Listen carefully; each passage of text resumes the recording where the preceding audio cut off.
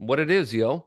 That What doesn't it sound. is. I can't get Oh, away with what's saying that kind of. Yeah, up? there you go. There's a song, right? That's where I got that. It gets stuck in your head. Uh, this That is song. freedom from alcohol. You found the right place. Don't Yeah. change the. This is not a channel, but don't stop the podcast. Yeah. It is freedom from alcohol, where we help you break up with your bad relationship with alcohol and break up and then keep moving on. Now, you don't have to keep playing footsie with alcohol for the rest of your life because who wants to do that? So my name is Chris Shatek, Lauren Howman, Matt Gardner, my fellow coaches with me. Hey guys, what's going on? What Oh, it is. hello. Things are well. Things So good. what we want to talk about today is, and I got this question from a couple of people on my TikTok the other day about why is it that some people seem to be able to control their drinking while I can't? People say, well, I have one and then it's off to the races. I have to get shit faced, drunk.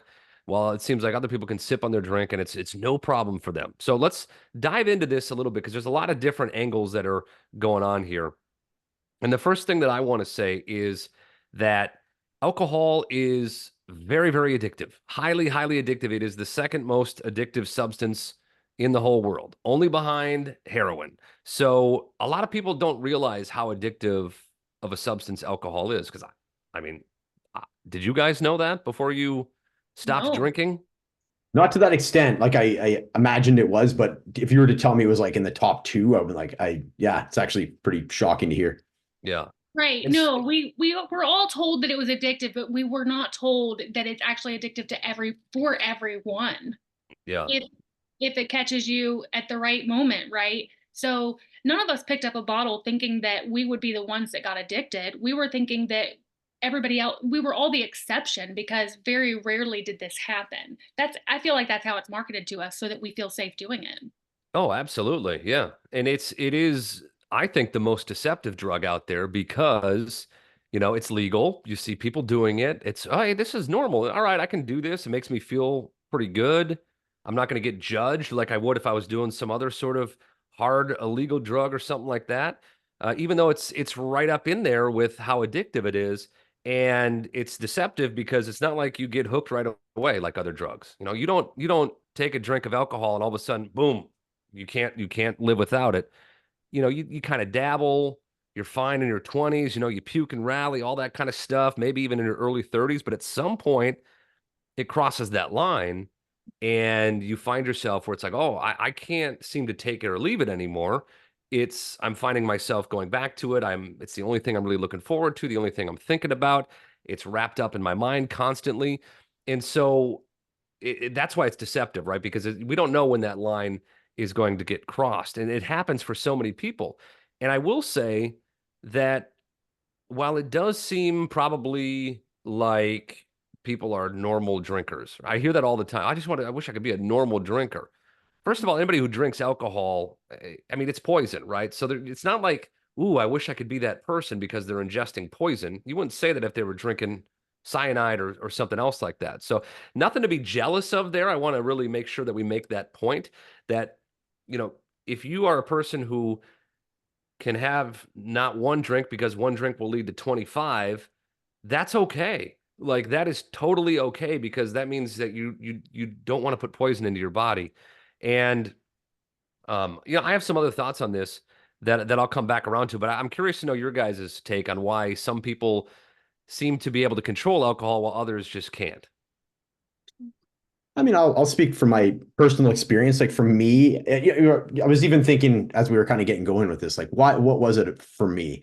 So I know for sure just the mechanics of eating and drinking. I've always been, I guess, made fun of, and rightfully so to a degree, for like how quickly I eat and drink. My brother's always like to this day, he's like, man, it's like your last meal. Like you just finish like three times quicker than anybody. Even when I'm trying to mindfully eat or drink, especially drinking, man, like it'll just be down the hatch. So that was like me, like from a kid before I even got into alcohol. So there was just this. So I think there's like the degree of the mechanics, the velocity of which I drink, definitely sped up because like it was just boom down the hatch. What's the next? What's next? Next one, right? So that definitely set me up to, and then just the which I've gone through. Anybody listening for the first time, very shy kid. had a hard time in social situations. So alcohol was like oh, okay, now I can do this, right? So combining that with the actual like physicality of me slamming drinks, regardless if it's water or beer or like a 50-50 rum drink. I've always just done that. So, and then couple that with the addiction part and just the fact that it's where I'm from, like in northern British Columbia, Canada, it was like that was the thing to do, child in the 90s. So like that was like, even when I got to work for the first time, it was like cool to be hungover at work and like puking. And it was like a sign of like, a badge of honor, like a man, it's like manly, right? So Oh all these yeah.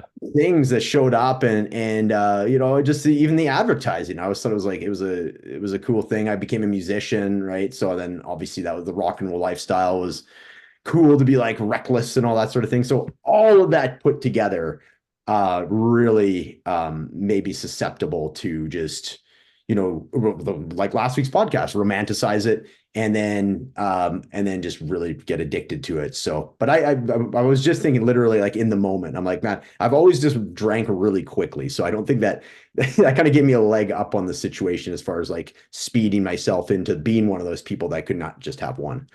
Oh yeah, yeah, I was the same. I mean, I would crush vodka and sodas like three in an hour. They would go Right? down like water, and my wife Yeah. was like, "Holy shit, what the hell?" Yeah, Yeah. go big Yeah. or go home was always kind of my Right? thing, and Yeah. it was never enough. And obviously, the more you drink, the more you have to drink to get Slam to that point. Yeah. Yeah, you just took a big sip, and I'm like, slam it, Yeah. slam Yeah. it. Yeah. I yeah, Go should ahead chug, and have chug chug. it. Let's go. behave now. Yeah. Yeah, Yeah, I could finish a whole bottle of Merlot in an hour flat, and that stuff is like, it's strong. It doesn't go down easy. It bites. It's like that's addiction. That's not because I like the taste of it, right? But I Right. remember being at a bar one night and I knew I had to leave soon. And so I'm like, can I get one more? And she's like, yeah, yeah. So she brings it over and I slam it. And she's like, damn. I'm like, I know. See you later. I, I was going to get that. And that speaks to the whole attitude and mindset about a person with an alcohol problem is that I wanted just that much more to like, what, get me home? Because I was being cut off because we were leaving. So I'm like, let me have another one. And that stuff's not good to chug. It's not delicious. It doesn't feel like, it feels like death, honestly. It's very dry. Anyway, so I actually am the same way, but I've never thought about the mechanics of drinking and eating. I'm a very slow eater because I talk too much, but I drink really quickly. If I pick up a bottle of water, it's gone. And then I'm just Right. throwing it away. I'm not carrying it around all day like other people do. But anyway, all right. So, um, like you were saying earlier, Chris, where how alcohol is so insidious. The reason we all picked up alcohol in the first place is because we were not told that it was not modeled as something that was so dangerous, which it is. It's number two, right? So, but what's the message behind heroin? I grew up with this is your brain on drugs, like that egg that's like, was it Yep. an egg in a frying pan or something? Egg. yep, This is Yep. your yep. brain, this is your brain on drugs.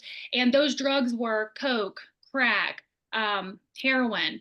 And so the messaging that I had in my head that I've had forever, and I think it's true for a lot of them, is if you do it once, you can be automatically addicted for the rest of your life. And so, of course, I stayed away because who would want to be a crackhead?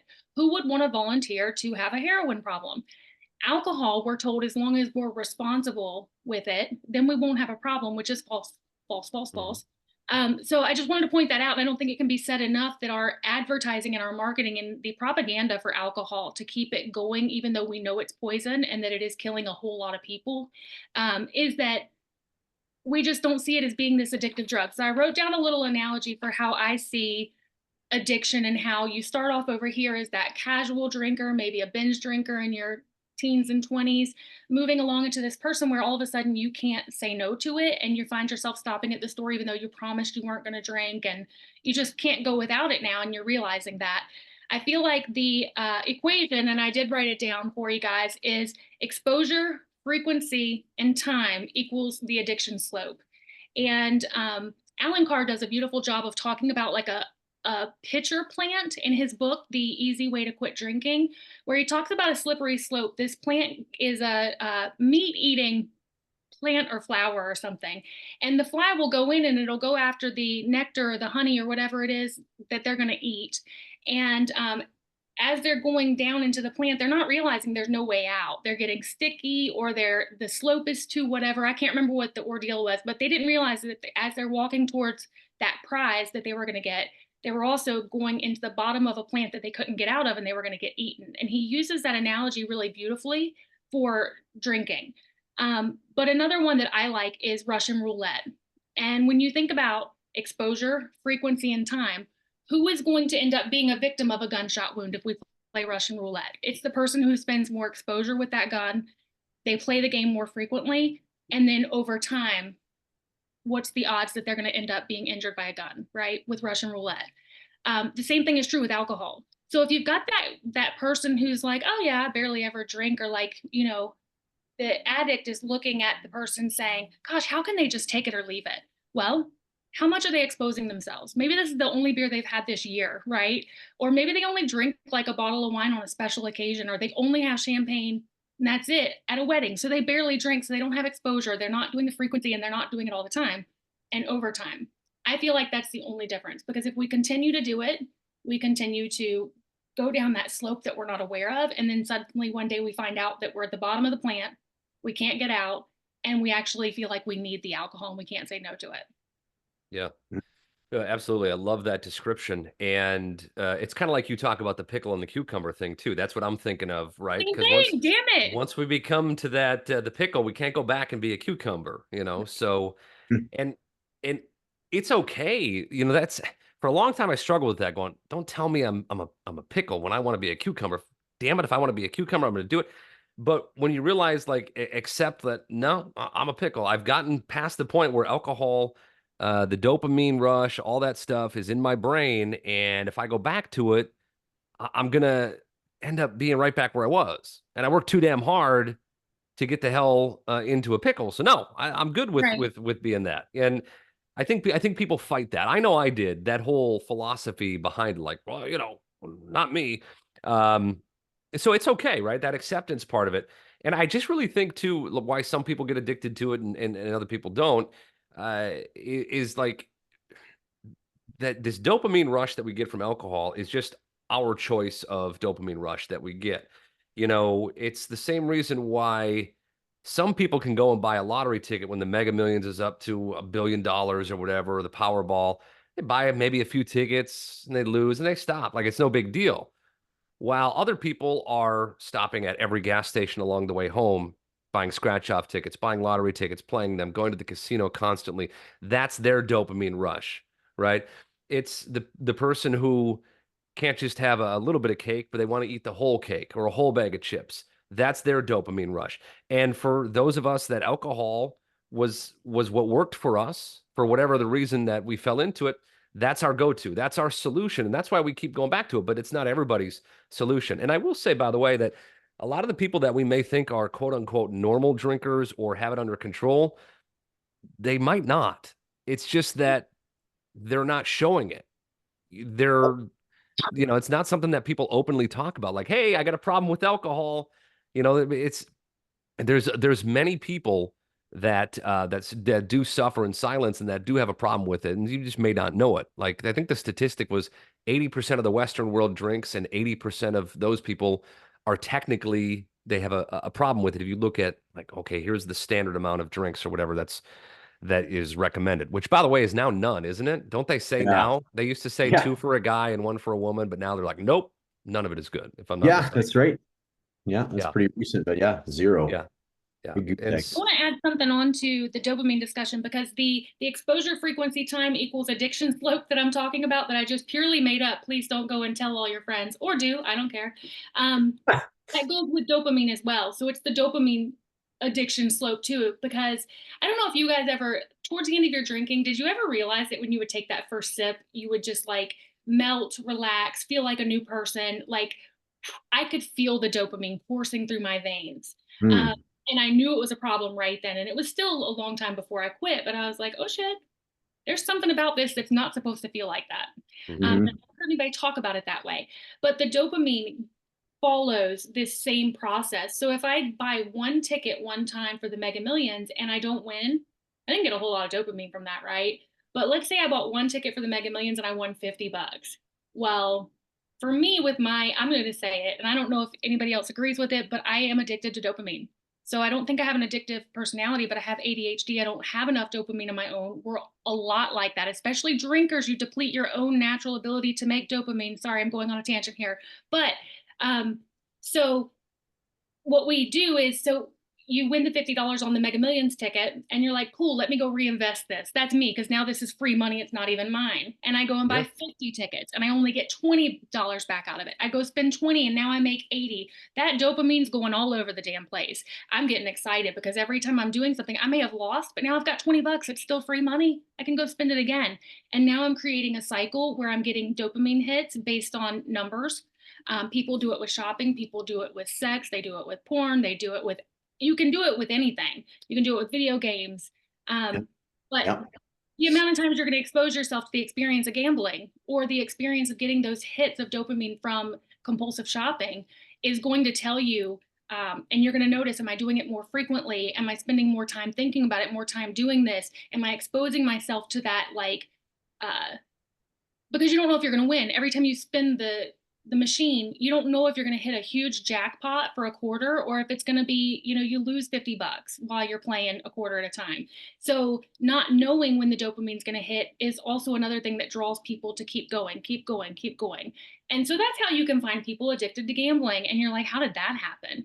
But it's very similar to how it would work for a porn addiction, a shopping addiction, alcohol addiction. And so when you're at the end of your line with alcohol and you're like, how come I can't just leave it behind? Well, now you're dependent on the dopamine as well. Your body's used to getting these chemicals, but you've also been giving yourself this dopamine with alcohol that you're no longer making on your own. The normal things that used to provide dopamine for you provide nothing anymore in comparison to the big rush of dopamine you get from alcohol. Anyway, all that to say, I wanted to tie in the dopamine for this more sciencey aspect of it because it really ties really well into that too. So sorry, Yeah. guys. No, it makes a lot of sense. I mean, the dopamine rush even a lot of times comes in anticipation of that drink, in anticipation of what's going to happen when I spin the wheel or play blackjack or hit the slot machine button. And like you're talking about there, right? It all ties into it. And as a society, we are we have been flooded with like dopamine in whether it's scrolling through our phone, constant, so everything's at our fingertips now. And so we're always constantly craving. Every single one of us is looking for that dopamine rush because we've gotten way too much of it flooded into our system.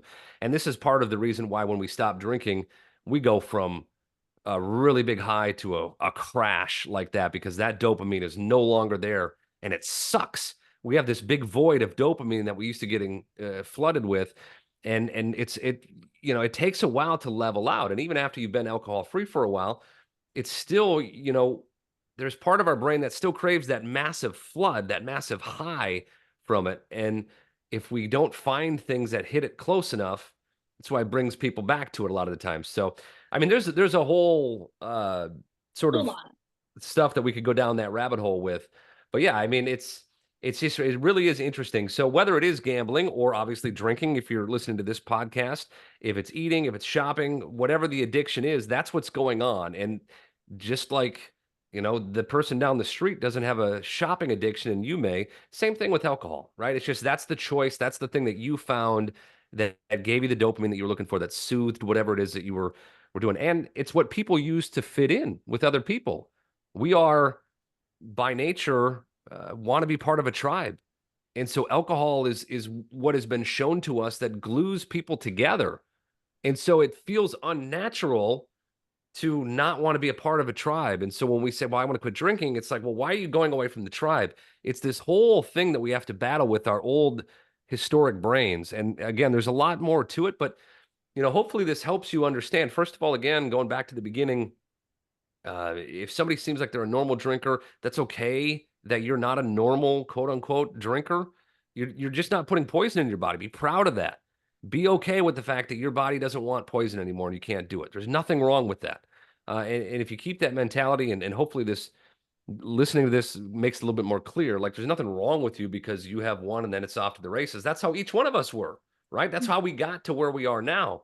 Yeah. So It's it's what the just drug was designed to do. It's just not what you were told about it. Right. exactly. So the drug Exactly. is successful in Chris, Lauren, Matt. At least it used to be. Yep. Um, That's right. yeah, Past tense. it's just that we're being lied to about it. So, Yep. Yeah, and just to wrap it up real quick, kind of going back to the whole drugs are bad, drugs are bad. This is your brain on drugs. When we were a kid, sure, yeah, we get that message pounded in. It's pretty clear. I'm not going to go touch that. But alcohol, that's fine in moderation. And we see our parents doing it. We see their friends doing it. Again, the glue that holds everybody together. That's where the messaging in our brain is all whack. And part of what we help with clients with in our program is changing that programming that's been in there since birth, since you saw your parents doing it, since you saw their friends doing it, and taking out the program that you're not going to fit in with part of the tribe. All that shit is running in your in the background of your brain. And if you're not aware of that, it's frustrating as shit to go, why? I know consciously I shouldn't drink, but I keep going back to it. So, with hypnosis, with reprogramming subconscious programs that are going on in your brain, that is one of the big elements that we help people with. And if you're listening to this going, yeah, that makes a lot of sense, I want to know more about that, click the link below, go to coachedbychris.com, set up a consultation. You can see past clients that we work with and hear from them and read the reviews. If you Google Chris Shatek coaching, you're not going to be like, how the hell do I spell that? Just go to the website. You'll see the Google reviews. Because I try to tell people how to spell or pronounce my last name is is not. Although I will say it rhymes with addict. So just if you always remember it that way, oh there you go. Lord, There we go. dang. All right, guys. Chris, I always have to look at you online if I'm going to spell your name out because I'm not sure if I spelled it correctly in my phone. So I have to go to Facebook and make sure I did it right every time Yeah. I'm putting your name on something. It's so funny. Well, what's really funny is, when we get groceries or something, they abbreviate. They only put the first four letters of our last name, so it's always Shat. So it's Ah, like, yeah. You order sure for did. Shat. Order for Shat. I Yeah. just get a kick out of that every damn time. So yeah. All right. That's good. I think that's a good place to end right there. What do you guys I say? think it's good. All right. All right. Thank you guys so Ah, much for listening. Again, subscribe, like, leave a comment, all that stuff. Share this with somebody who needs it. And we will catch you next week for another episode of Freedom from Alcohol. thanks, everybody. Bye.